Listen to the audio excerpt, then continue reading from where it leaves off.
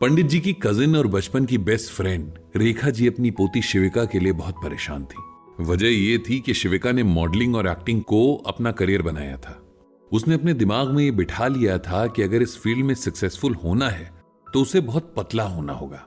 उसके लिए उसने बिना सोचे समझे डाइटिंग करनी शुरू कर दी थी, जिससे उसकी हेल्थ पर बहुत बुरा असर पड़ा था, जिसे देखकर उसके पेरेंट्स उसे अपने साथ ले आए थे।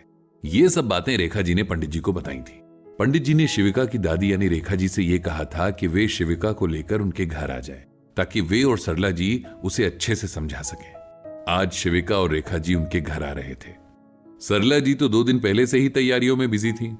मेहमानों के आने की बात सुनते ही वे खुशी से चहकने लगती हैं। पंडित जी कई बार मजाक भी करते हैं कि वे शायद दुनिया की पहली और आखिरी महिला हैं जो गेस्ट के आने की खबर, ऊपर से ससुराल की साइड के गेस्ट के आने की खबर से इतना खुश होती हैं। पंडित जी के इस मजाक को सरला जी हंसकर टाल देती हैं। जब रेखा जी और शिविका घर पहुंचे तब तक शाम ढल चुकी थी। रेखा जी पर उम्र ने काफी गहरा असर डाला था। पंडित जी की यादों में वो आज भी बचपन की गोल मटोल सी चुलबुली सी बहन थी जो बालों में खूब सारा तेल डाले 2 चोटियां बनाए पूरे घर में घूमती रहती थी। आज वो बच्ची एक बहुत कमजोर बूढ़ी औरत में बदल चुकी थी, जिसकी हड्डियां मांस का एक बड़ा हिस्सा छोड़ चुकी थी। जो नहीं बदला था तो वो था उसका चेहरा, वही मासूमियत और वही बच्चों वाली हंसी। इंसान की जिंदगी की यही सच्चाई है, पंडित जी ने सोचा। धीरे धीरे शरीर क्या से क्या हो जाता है पता ही नहीं चलता। इधर शिविका को देखकर भी पंडित जी बहुत हैरान थे। इतनी वीक लग रही थी जैसे उसने महीनों से खाना नहीं खाया हो। उसे देखकर साफ नजर आ रहा था कि उसने खुद को बहुत टॉर्चर किया है। उस दिन तो बात करने का टाइम था ही नहीं, क्योंकि दादी और पोती दिन भर के सफर से बहुत थक गई थी। दोनों ने हाथ मुंह धोकर खाना खाया और फिर सो गई। सुबह जब पंडित जी उठे तो देखा कि शिविका पहले से जागी हुई है और ड्राइंग रूम में बैठी सबके जागने का इंतजार कर रही है। पंडित जी ने उसे अपने साथ वॉक पर चलने को इनवाइट किया तो वो तुरंत साथ चलने को तैयार हो गई। पंडित जी ने रास्ते में पूछा कि क्या उसे ठीक से नींद आई भी या नहीं। इस पर शिविका ने कहा कि उसे बहुत टाइम से ठीक से नींद नहीं आती। वो रात को मुश्किल से 3-4 घंटे ही सो पाती है। पंडित जी उसकी आंखों के नीचे बने डार्क सर्कल्स की वजह समझ रहे थे। उन्होंने बोला कि वो जानते हैं कि वो कैसा फील कर रही है और वे उसको किसी भी बात को लेकर जज नहीं करते हैं। उल्टा उन्हें तो उस पर गर्व है। पंडित जी को अपने एक साइकाइट्रिस्ट दोस्त की बात याद आ गई थी कि अगर आपके पास कोई बहुत परेशान होकर आता है तब उसे कभी भी उसके व्यवहार के बारे में सवाल नहीं पूछने चाहिए। मतलब अगर कोई बहुत परेशान दिखता है तो उसे यह नहीं पूछना चाहिए कि तुम ऐसा क्यों कर रहे हो, क्योंकि जब बात बिहेवियर पर आती है तब इंसान खुद को डिफेंड करने लगता है। ऐसे में उसकी फीलिंग्स के बारे में बात करनी चाहिए। तब इंसान ऐसा सोचता है कि आप उसके लिए कंसर्न्ड हैं। जब पंडित जी ने शिविका से इस तरह की बात की तो उसने खुद से ही कहा कि क्या हम बैठकर बात कर सकते हैं।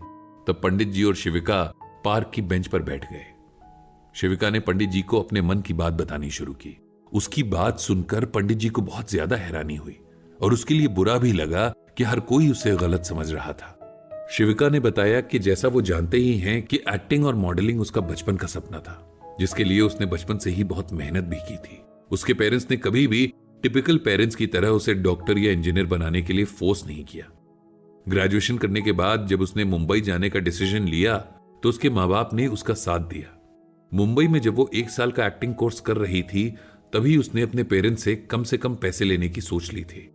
कोर्स के साथ ही वो एक पार्ट टाइम जॉब भी करने लगी थी, जिससे उसका काफी खर्च निकल जाता था। जब कोर्स पूरा हुआ तो उसने अपनी फील्ड में काम ढूंढने के लिए पूरे मुंबई में ट्रैवल किया। कभी कोई ऑडिशन मिलता तो उसके लिए टाइमिंग ऑड होती। इस वजह से वो पार्ट टाइम काम भी नहीं कर पा रही थी। महंगा पोर्टफोलियो बनाने से लेकर कपड़ों और मेकअप वगैरह पर उसे काफी पैसे खर्च करने पड़ रहे थे। कुछ छोटा मोटा काम मिलता भी तो आने जाने और रेंट देने में ही निकल जाता था। उसे घर वालों से पैसे मांगते भी बुरा लगता था, क्योंकि उसे लगता था कि पहले ही उसके पेरेंट्स उस पर बहुत खर्च कर चुके थे। अब उसने अपने खाने में कटौती करनी शुरू कर दी। कभी कभी पूरा दिन सिर्फ नींबू पानी पीकर गुजार देती तो कभी सिर्फ दिन में लंच करती। सुबह और रात भूखी रहती। वीडियो कॉल पर जब घर वालों को शक हुआ तो उसने बोल दिया कि डाइटिंग कर रही है, जबकि हकीकत ये थी कि वो स्ट्रगल कर रही थी, जैसे मुंबई में हजारों बच्चे हर साल करते हैं, अपने सपनों को सच करने के लिए, अपने सर्वाइवल के लिए। पंडित जी को उसकी बातें सुनकर बहुत अफसोस हुआ। कैसे ये बच्ची अपने सपनों और सेल्फ रिस्पेक्ट के बीच की लड़ाई लड़ रही थी। पंडित जी ने शिविका को फिर समझाना शुरू किया। उसे बताया कि सबसे पहले तो उन्हें खुशी है कि वो इतनी मजबूत और डिटर्मिन्ड है और अपने एम के लिए हर मुश्किल उठाने के लिए तैयार है, लेकिन सबसे जरूरी है आत्मरक्षा, फिर बाकी बातें आती हैं। पंडित जी ने माहौल को थोड़ा हल्का बनाने के लिए कहा कि तुम अपनी दादी मां से पूछना, जब भी मुझे चिट्ठी लिखती थी सबसे ऊपर ये लाइन जरूर लिखती थी, आत्मरक्षा सर्वोपरि, मतलब अपना ख्याल रखना सबसे जरूरी है, उसके बाद सब काम होते हैं। अपनी हेल्थ से कॉम्प्रोमाइज करके अगर हम कुछ पैसे बचा भी लें तो उससे 4 गुना ज्यादा पैसा इलाज में लग जाता है। टाइम का नुकसान अलग और मेंटल हेल्थ अलग डिस्टर्ब होती है। और अपनी रक्षा यानी सेफ्टी के लिए पहले अपने मन को कंट्रोल में रखना जरूरी है, क्योंकि ये मन ही है जो हमें इधर उधर भटकाता है, ललचाता है। अगर हम मन को कंट्रोल में कर लें तब हम हर काम को बैलेंस के साथ करेंगे, तब ना किसी चीज की कमी होगी ना अति होगी। पंडित जी ने उसे श्रीमद् भगवद गीता से यह श्लोक सुनाया, असंयतात्मना योगो दुष्प्राप इति मे मते वश्यात्मना तू यतता शक्यो वापप तुम पायतः। यहां भगवान श्री कृष्ण अर्जुन से कहते हैं कि हे अर्जुन, जिस इंसान ने अपने मन को वश में नहीं किया है, ऐसे मनुष्य के लिए परमात्मा की प्राप्ति असंभव है, लेकिन मन को वश में करने वाले प्रयत्नशील मनुष्य के लिए परमात्मा की प्राप्ति सहज होती है। ऐसा मेरा विचार है। इस श्लोक को अगर हम सिंपल वर्ड्स में समझने की कोशिश करें तो यहां भगवान मन और उस पर कंट्रोल की इंपॉर्टेंस बता रहे हैं। भगवान कहते हैं कि मुझे यानी परमात्मा को पाने के लिए सबसे जरूरी है कि इंसान अपने मन को कंट्रोल में करे, क्योंकि जब मन कंट्रोल में होता है तभी हमारी सेंसेस यानी टच, साइट, हियरिंग, स्मेल और टेस्ट भी कंट्रोल में होते हैं, वरना ये सेंसेस हम पर हावी होने लगते हैं और हम इनके अकॉर्डिंग चलने लगते हैं।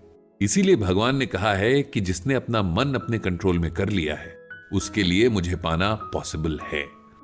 इसके बाद पंडित जी ने शिविका को भगवान गौतम बुद्ध की एक कहानी सुनाई। जब गौतम बुद्ध घर से निकले तो उन्हें पता नहीं था कि उन्हें ज्ञान कैसे मिलेगा।